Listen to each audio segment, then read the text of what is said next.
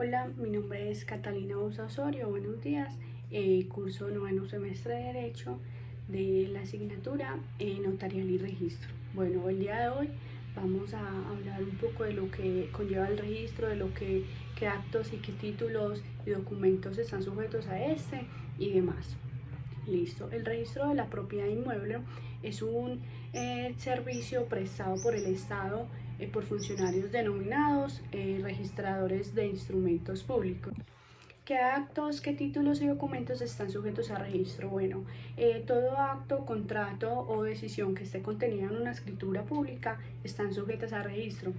También una providencia judicial, administrativa o arbitral que esta pues implique una constitución o una aclaración o una adjudicación, una modificación o imitación. También puede ser que contenga una medida cautelar, una traslación o extinción de dominio o a derecho real principal o un accesorio sobre bienes inmuebles. Además, también las escrituras públicas, las providencias judiciales, arbitrales o administrativas que dispongan la cancelación de las anteriores inscripciones y la caducidad administrativa que disponga la ley. Y también los testamentos abiertos y cerrados, en cuanto así pues como la revocatoria o la reforma de conformidad de la ley. ¿Cuál es el modo de hacer el registro? El proceso de registro de un título o de un documento se compone de varias etapas que vendrían siendo la radicación, la calificación, la inscripción y la constancia de haberse ejecutado esto. Entonces, en cuanto a la radicación, pues apenas se reciba el instrumento público por medios electrónicos y con firma digital de las notarías, de los despachos judiciales o de las entidades públicas, o también apenas se reciba medio físico o documental presentado por el usuario, pues entonces ya se va a proceder a su radicación en el diario radicador.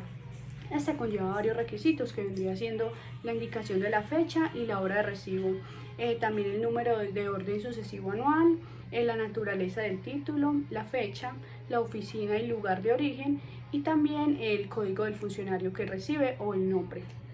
Hay que aclarar que las notarías y las autoridades que envíen vía electrónica los instrumentos ya se les dará como una constancia escrita de recibido por este mismo medio y con las mismas seguridades. Y también ya quien lo presente para su registro se le dará una constancia escrita del recibo, de la fecha y la hora y el número de orden. Estas circunstancias cabe aclarar que se deben anotar tanto en el documento electrónico que se comunique a la notaría o a la autoridad de origen como el ejemplar destinado al archivo de la oficina del registro. Bueno, en cuanto a la calificación, apenas se efectúa el reparto de los documentos, ya se va a proceder como a un examen, como un análisis jurídico que se comprueba las exigencias de ley para ya acceder al registro. Si hay documentos que transfieran el dominio o cualquier otro derecho real y si este no está plenamente identificado el inmueble tanto por su número de matrícula, por el área en el sistema métrico decimal o por el número de nomenclatura o los intervinientes, pues entonces el documento de identidad ya no va a proceder a la inscripción. Y hay que tener en cuenta también que el registro de instrumento público del cual se puede exigir un cumplimiento de una obligación, pues entonces este se puede cumplir con la primera copia de la escritura pública que presta mérito ejecutivo o también con la copia sustitutiva de la misma, pues en caso de pérdida. En cuanto a la inscripción, entonces ya hecho todo este estudio sobre la pertinencia de la calificación del documento o del título, entonces para poderse hacer su inscripción ya se procede como siguiendo un orden pues de la radicación, que son la indicación de la naturaleza jurídica del acto inscribir. También debe ser distinguida con el número del título al que haya correspondido en el orden del radicador y debe tener la indicación del año con sus dos cifras terminales.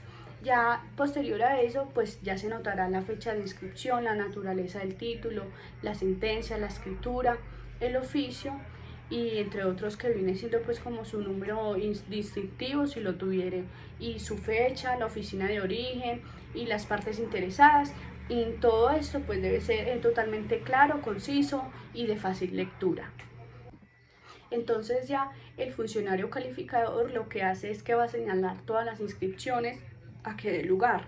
Entonces, si ya el título fuese difícil o complejo, pues, o tuviera varios contratos o modalidades o actos, entonces, que estas deben ser registradas, entonces ya lo que se hace es que ya se ordenan las distintas inscripciones en el lugar correspondiente. Hay que tener en cuenta también que se tendrá en cuenta la fecha de inscripción y la correspondiente a la radicación del título, el documento, la providencia judicial o administrativa. Pues ya se cumple todo este proceso de la inscripción, entonces lo que ella hace es que se emite como un formato especial con la fecha de inscripción, el número de la radicación, la matrícula inmobiliaria y la especificación jurídica de los actos inscritos. También esa debe ser con la firma del registrador que se le anexará, y tanto en el ejemplar del documento como el destinado al archivo de la oficina de registro. Ya posterior a eso, pues se anotarán los índices. ¿Cómo se compone el archivo de registro? Bueno, el archivo de registro se compone de la matrícula inmobiliaria, de los radicadores de documentos, los certificados, los índices de inmuebles y los propietarios también. Hay que resaltar que también se compone del archivo de documentos de antecedentes y el libro de testamentos y libros de actas de visita.